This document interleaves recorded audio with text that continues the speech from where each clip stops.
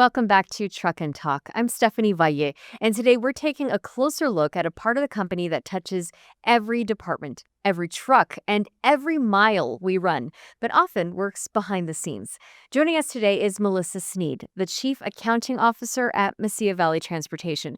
Melissa oversees one of the most critical functions in the organization, helping ensure the financial health of the company while supporting the growth and operations that keep MBT moving forward. And today we'll talk about leadership, accounting, business strategy, and what it takes to support a transportation company from behind the scenes. Melissa, thank you for coming in today. Thank you for having me. Well, before we jump into the conversation, we want to start with fuel for thought. So every load delivered involves more than just trucks and freight. Behind every mile are countless decisions involving costs, planning, investments, and long-term strategy. So from your perspective, what is the biggest financial challenge that transportation companies are facing today? I think the biggest cost in transportation is obviously your fuel and your drivers. So I think it's managing that, making sure we have an amazing CFO in Dean Rigg, who's constantly, he has a great team that works under him and the business analysts. And they've gone out and negotiated the fuel rates with everywhere that we fuel. So that's a big thing to make sure we're getting the right rebates, to getting fueling in the right places, to make sure we keep those costs down. Because as you know, there's not a lot of things that we can control, but fuel is one of them. So that's a big thing. The other thing is drivers. That's obviously one of our largest, right? They make sure we have a job because of them. So we need to make sure that we're doing all the things necessary in order to keep them. So in accounting, we do the payroll. So it's making sure that we do the payroll correctly, making sure that they get paid for every mile they drive. Any extra costs that they have out there that we are reimbursing them. So it's just a big thing. Those are the biggest things that we have to look out for. A lot of moving parts, a lot of variables that are in play there. It is. And it's constantly changing. Today is probably not going to be the same as it was yesterday, but it's just constantly having to adapt to what's going on in the world, in the company, just day to day. It's constant. And in an industry known for market fluctuations, how important is financial discipline during both strong and difficult freight cycles? Oh, it's super important because obviously you're going to have years where you do very well and then years where you're just making sure that, we're keeping the lights on and things are getting done. So making sure that our processes and procedures from the top down are in place and that we're following them. And, just making sure that we're not deviating from what the plan is. What we have goals, obviously, what we want to reach and how we want to get there. So just making sure we stay on top of all of that. All right. Well, thank you for that fuel for thought. All right. So let's dive into our interview. Okay. So let's start with you and your story. How did you get into accounting? That's an interesting story. Let me tell you. So I got married right out of high school and had 3 kids. And unfortunately, it didn't last, my marriage. So now I have 3 kids and I'm on my own and I have to figure out how am I going to support these kids. So I go back to school and I love sports. So I decide I'm going to be a sports marketer. That's what I want to do. So I get into college about 2 years in and I start looking at the jobs in marketing and I realize that there is no way I'm going to be able to support me and 3 kids at an entry-level position in marketing. So I'm like, well, what else can I do? So I always loved numbers, loved math. So I'm like, well, let's try accounting. And it was already in the business college and I only had 2 years left. So I needed to make sure to get everything piled in these 2 years to get out. And so I ended up with an accounting degree and a marketing degree because in the back of my head, I'm always wanted to go back and do marketing. But God knew where I needed to be because I'm an accountant. I like order. I like things to balance. I like black and white. I like things to have their place. So I wasn't probably ever going to be a marketer. Although part of me still thinks maybe someday, but my brain doesn't think that way. So that's where I got into accounting. So I got into bookkeeping, doing accounting, and then from there, got remarried, had 2 more kids. So I have 5 amazing kids, thankfully. And then I started looking for jobs after my fifth child was born. And that's when I got into transportation. Wow. So, what attracted you to the transportation industry? So I grew up on a farm. And my parents, my family, they grew chili. We grew green chili, we grew jalapenos, we grew huerito, all these different things. And so from, start to finish, from the seed to the plant, harvesting, processing the chili. And when we were done processing, a truck and a trailer came and picked up the load to take it where it needed to go. And so we lived right next to the chili plant. So when I would see those trucks pulling out of the yard, it was like you were proud to know that all the hard work that, obviously not me, but my dad, my uncles, my grandfather, everybody put into it was on this truck going was going somewhere. It's food that's going to nourish somebody. Now when I am on the road, I'm like, what's in that truck? Is it going to Lowe's? Is it going to Home Depot? Am I going to go buy something that I need to fix my house with? It's constantly in a truck is something that's going to keep us going, whether it's the parts for our car, whether it's things we need to repair our house with. Just it's all in order for us to survive. And so I think that's so important that,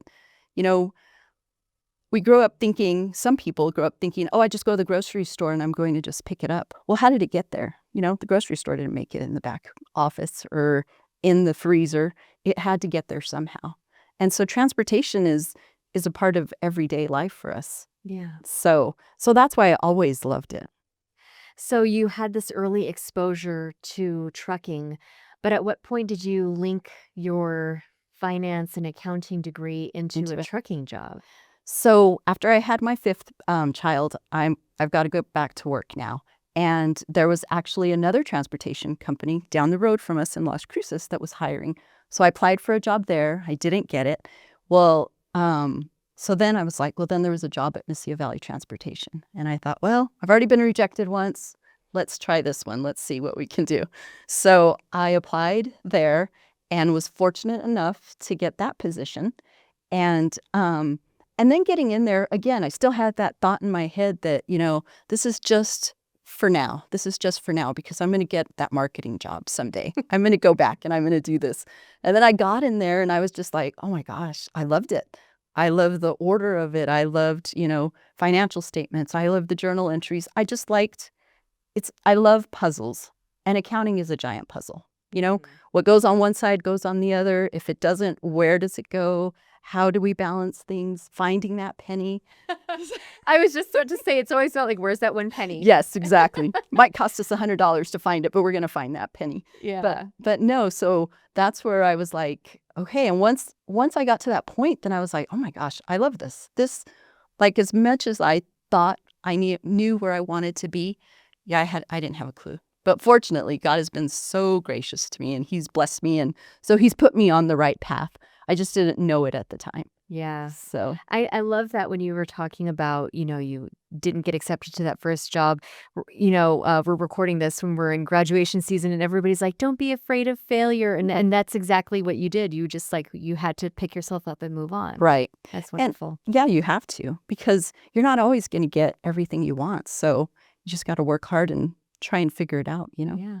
So how did you get onto the journey of becoming the chief accounting officer? So I came into Melissa Valley Transportation as an entry-level accountant. I started doing debt and fixed assets. That was my job: debt, fixed assets, and titles, anything related to that. And so I just started working, and I've always, I truly believe in hard work. We're not going to get anything unless we work hard. And so just working hard.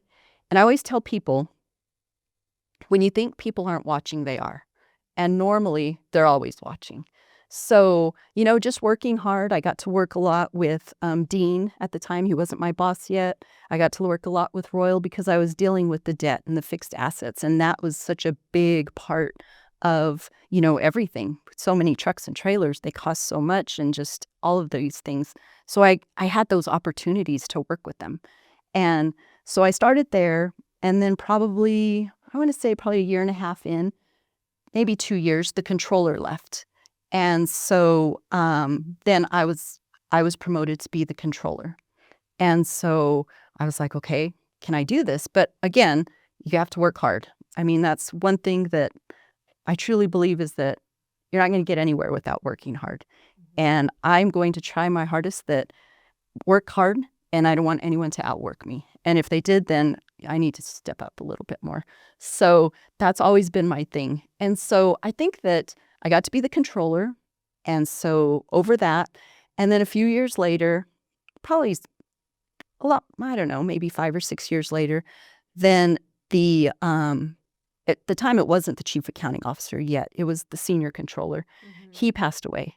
And so then I got to step into that role. So little by little, it's just been learning as you go, learning every day, trying to figure things out. I think in accounting, you're never going to know everything because there's so much to it. You know, there's payables, there's receivables, there's payroll, there's accounting itself, the journal entries, the debits, the credits. So I think it's just learning as you go and keep trying to learn. And then I've been there for long enough that eventually I got to this position. And again, I mean, I've worked hard, but I've also had amazing people in Royal and Dean that have seen and given me those opportunities. Yeah. So that's been a big thing. It's been a gift. It's one thing to do the job every single day, but then when you get into a leadership position, it's obviously very different. So what do you think prepared you for that, to be a leadership, in a leadership role? So I have a funny story about that. So when I was little, I am the oldest. So I am the oldest daughter. I'm the oldest of my family. I'm the oldest niece, the oldest grandchild. So I have a cousin that says it's not being bossy, it's leadership. So that's what I would like to say. Of course. Right? But when I was little, I have a sister, and my grandfather, who I adored, he could do no wrong. He was the person I looked up to.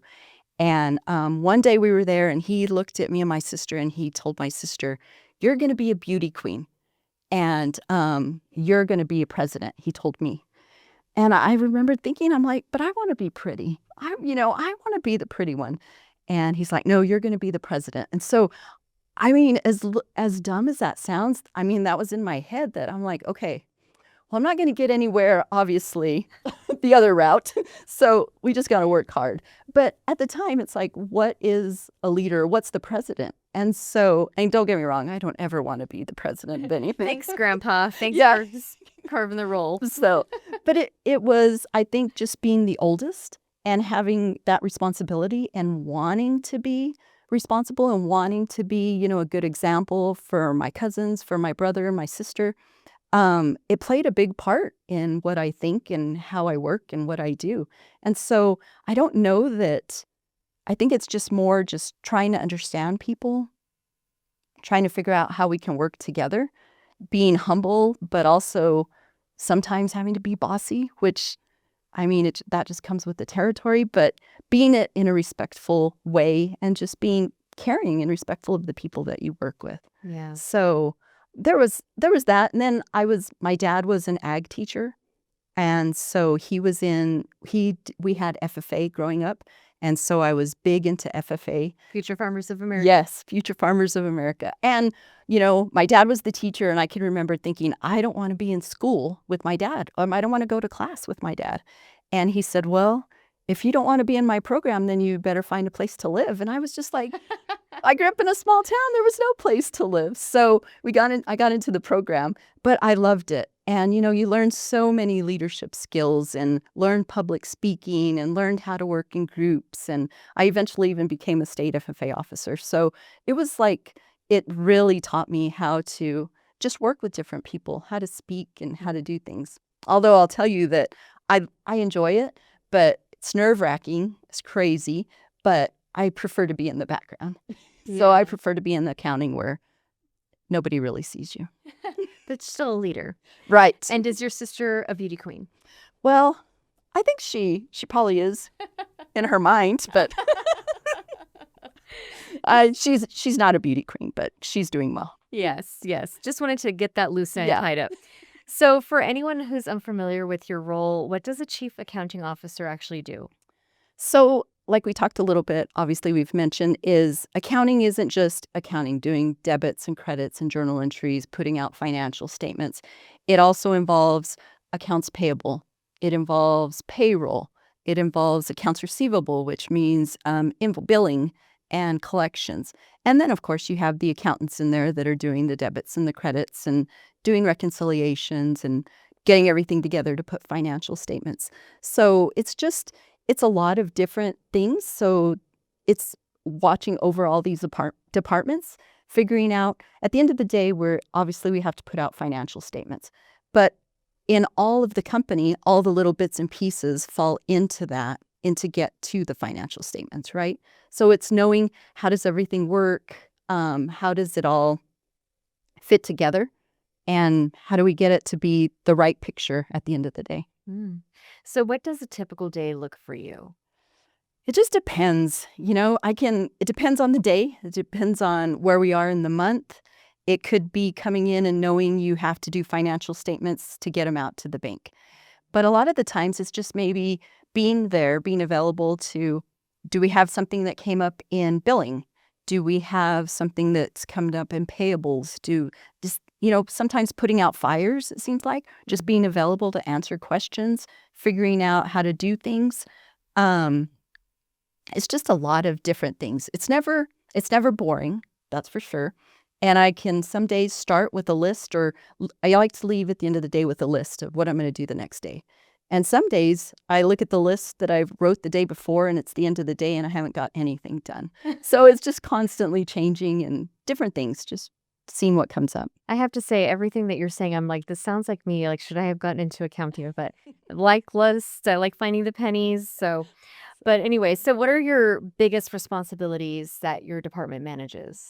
Well, because there's so many different departments, of course, the big thing is payroll, right? Mhm. Making sure that we're paying the drivers, making sure we're paying staff because we all like to eat and we have bills to pay. Making sure, though, like in billing, when the load is done, when every operations has done their part, the drivers have done their part, when everybody's done their part, flows down to us. So we have to get the invoicing out because you need the money to run the business. So if we can't get the billing done in order to get it out and collect on those funds, then what do we do? Then we're not good at our jobs if we're not doing that.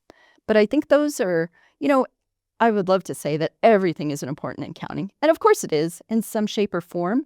But I mean, the critical things obviously are making sure that people are paid, drivers are paid, because if we don't pay those drivers, who's going to do the loads? And then I'm not going to have a job. None of us are going to have a job. So what do we do then? But at the same time, making sure that the billing is done, making sure that the collections, that we're collecting all of that. Because how do you pay the driver? You need the money to come in to pay the bills, to pay the fuel bill, to keep the electricity on, all the different things. Yeah, it's a balancing act of all of those things. Right. Yes. So, a lot of people, like you said, they think accounting is just numbers. So, what do you wish that people understood about your job? Um, Obviously it's numbers, but I think that it's it's it's telling a story of everything that everybody in the whole company has done and getting it onto a piece of paper that you can give to management and say, this is where we're at, this is what it looks like. This is, you know, where they might have an idea of what it should be, us telling them, no, this is why it is. But it's just trying to paint a picture of everything that we're doing every day in a way that people will understand it. So, how closely does your department work with operations and other departments across MBT then? Well, they work really closely. I mean, if you started in AP, for instance, I mean, they're not going to pay an invoice until we have an approval for somebody or we prove that it's a valid expense. So they're always talking to different departments, collecting credit card receipts, doing different things like that. And you said Um, AP accounts payable. Accounts payable. Yes, I'm sorry. Accounts payable. But then payroll, constantly working with operations to make sure, if we have any discrepancies with drivers, if we've missed anything, constantly, making sure that we're doing the right things and getting the information from the right people that have more contact with them in order for us to do our job correctly. Invoicing, billing, same thing is, you have to work with pricing and admin. You have to work with operations on the order, making sure we're billing it correctly. Did, everything come through in the system correctly? So we work with everybody. I think sometimes because what we do, you don't always get to see. So sometimes it's like, well, do they really do anything over there? Because you don't always see what we do, but it's it's the stuff that we do in the background. I like to think that we're the ones, everyone's, has their part in doing the job, and then we get to wrap it up at the end in a nice little bow and try and make it pretty. They definitely know you're working when they get their paycheck. Yes, that's for sure. Well, they definitely know we're working when we don't get their paycheck. See, because if you get your paycheck, then You just did somehow your it got job. there. Yeah. So, what financial metrics are the most important when evaluating the health of a transportation company? Um, I think that obviously looking at cost per mile, right? Making sure that we're covering that the cost is being covered with our loads. Looking at cash, obviously cash liquidity, because we need the cash to come in. Um, Watching fuel, watching our maintenance, our repairs on the trucks. Those are the big things that we can control for sure.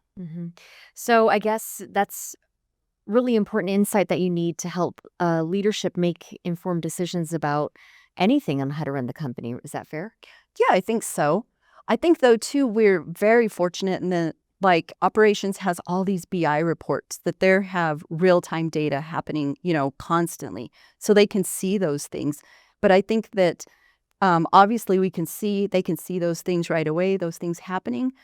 But then when it gets into the details, like the things that maybe they don't see all the time, that's where our job comes in to make sure that we're providing those details, providing the information that they need. Working with Dean, he's been doing this, 27, 28 years, and he always knows like what's happening. He knows what's going on. He'll tell us sometimes before we've even got the financials out, this is what it's going to be, this, and this. So when you give it to him, he's like, no, you guys, something's wrong in there. And he gives it back. And so, working with people that already know the industry, that already know the business, that's just easier on us because then we can explain, okay, why if we're seeing differences or he thinks it should be one thing and we're saying a different thing, getting into the details and explaining what we see and, showing it to him so that they can see the full picture. So, how do market conditions then impact the decisions that are made behind the scenes? You talked a little bit about those fluctuations at the beginning of our podcast here, but if you could give us maybe an example of how those market conditions impact those decisions. Well, I think, everything's changing every day. Supply and demand, the economy, is it booming? Is it in a recession? Do people need more things or they have more money to buy more things? It's just constant things in the market are constantly happening. Fuel, the price of fuel, all these things are constantly, every day is changing. Every day is, fluctuating. So it's just making sure you are paying attention and watching and making those decisions quickly because you can't wait too long to make a decision without it affecting you. So, what makes financial planning especially challenging in trucking? The changes. Everything, everything is constantly changing. It doesn't stay the same. So it's just the variables. So, how do you balance the long-term needs with those short-term challenges? I think you have to know what the goal is and set your sight on the goal and then do all, these little milestones to get to that goal. And obviously, you just have to make sure that these short-term things you're doing are going to get you to the end point. Sometimes are we going to veer off the track a little bit? Maybe. But getting back on it and making sure that, we have a goal in mind. We need to get there. How do we get there? And making sure that we're planning all these little steps in order to get to the final goal. And so it's also balancing the short-term needs with the long-term company goals. Can you talk a little bit about that? I think it's obviously we want to be profitable, right? But we want to be profitable, but we want to be the best at what we do. And we want to be market leaders. We want to be good. So I think that takes all of us making sure we're doing the right work, making sure we're doing the right work accurately, making sure we're keeping our drivers happy, making sure we're keeping our customers happy. But all the while, we all have to do our part and do it well in order to reach that final goal. So let's talk about technology. How does it play a role in accounting and financial management? Well, it's everything because, everything we do is is technology, right? Whether it's the software that we're using, how do we get the paperwork from the driver? They're scanning it to us electronically. We're getting that paperwork. Billing gets the paperwork so they can bill the order. Payroll gets the paperwork so they can pay the driver. Just everything is, how do we get an invoice to somebody electronically? Maybe through EDI, through email. We don't have as many through the mail anymore. So I think that everything we do is technology in accounting. And if we're not, I think I've never had to fortunately work on it, but I know that, before, I can't imagine having to work on those green sheets of paper with columns and stuff. How would we get anything done? Thank God that there were people that were brilliant enough to do all of that. But I think with the fast pace and the constant changing in transportation, you have to be quick. We have to be able to make decisions, on the fly and go. And so the technologies definitely is a big part. We couldn't function without it. And how do you ensure accuracy when you have such a large and complex operation? So I think the biggest thing is the people. I mean, I am so fortunate that I have the most amazing people that work in accounting. There's people that have been there for, like the lead biller, for example.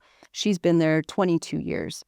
The controller has been there 20 years. The head of AP has been there 20 years.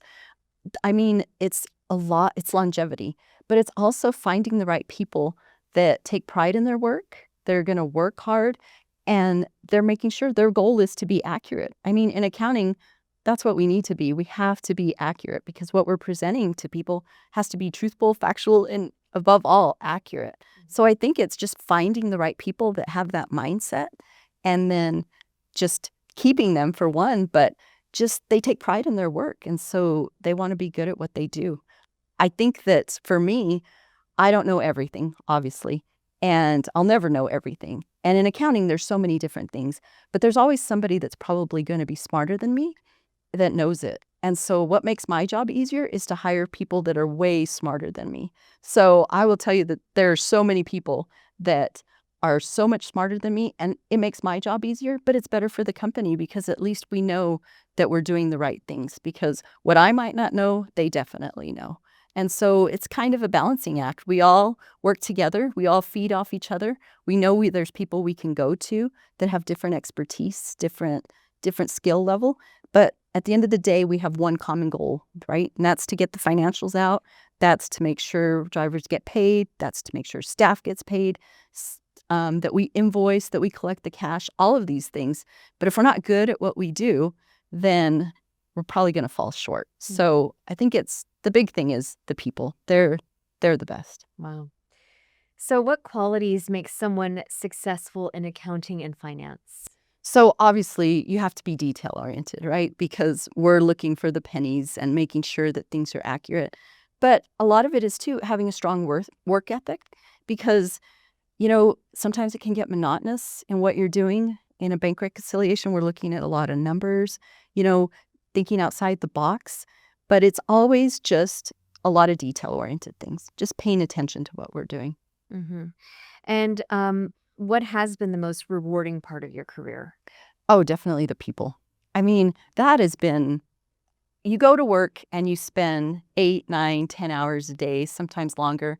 And if you're not with the people that you enjoy being with, then that makes things so much harder. But when you're working with people that, I've worked with some people for over 20 years. In a few days, it'll be 21 years that I have worked at Valle Transportation. And so these people that I work with, they're my family. And it's just been, it's such a blessing to work with them. My dad always told me, if you do what you love, you won't work a day in your life. And I will tell you that, don't get me wrong, some days are hard, but I don't feel like I work that hard. I enjoy it, every minute of it. And what has been the biggest challenge that you faced professionally? The people. No, I mean, at the same time it is, because we're all different, right? How boring would it be if we were all the same? So we're all completely different, and it's, how do we manage that? How do we all get along when we think differently, when we have things that motivate us, that, different things motivate us? how do we work? How do we learn? How do we speak? Just everything. So I think that, it's a lot of patience. And don't get me wrong, some days I fail miserably. But again, I have an amazing boss in Dean. And so, I go to him and he just looks at me. He's like, "What's wrong?" And he talks me down off the ledge and he's teaching me as we go, okay, you have to think about this. And so it's a lot of just stepping back and realizing, in accounting, I always say, we're going to get to the bottom number on a reconciliation. The way I get there is probably not going to be the way you get there. But at the end of the day, we just need to get to the final point. So I just need to realize that how people work, how they think, how they react is not the way I do. So just making sure to be patient, try and be as respectful as I can, and try and be as kind as I can, because we're all fighting something. So I love that your answer for your success and challenges is the same answer. It's the people. So it sounds like working with people and learning about your team is how you have developed and supported your team. Is that fair? that's totally fair. Yes. I think that's the way that you have to get to know somebody, because how can you motivate? How can you lead? How can you guide them if you don't know what makes them tick? How do they think? I can tell you do this, but they might look at me and be like, that's no concern to them. They don't care.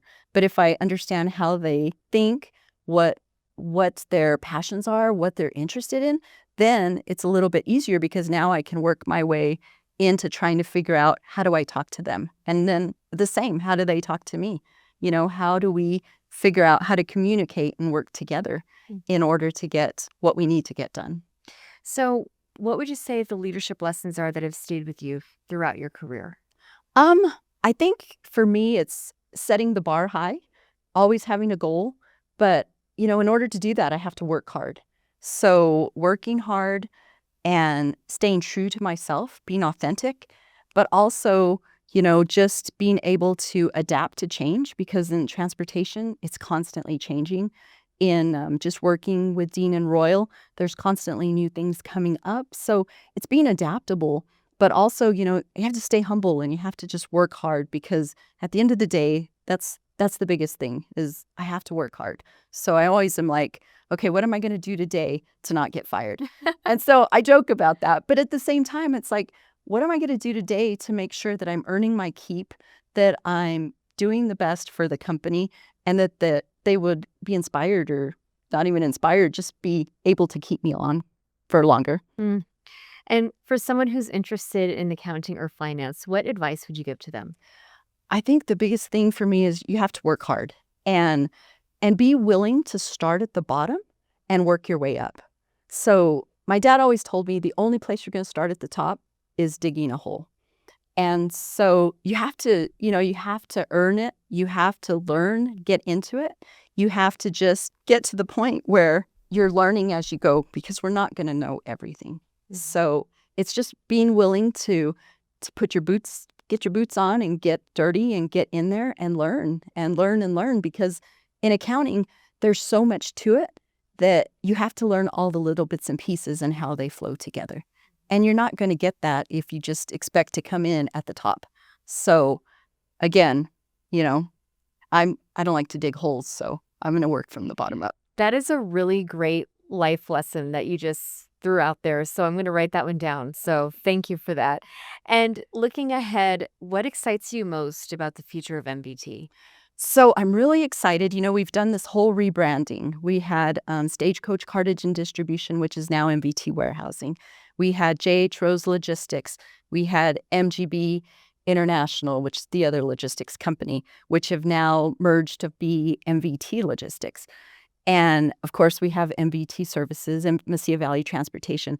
But now we have all these great people that work at the warehousing department and have been successful there. We have all these great people that worked in the logistics side of it and have been very successful there.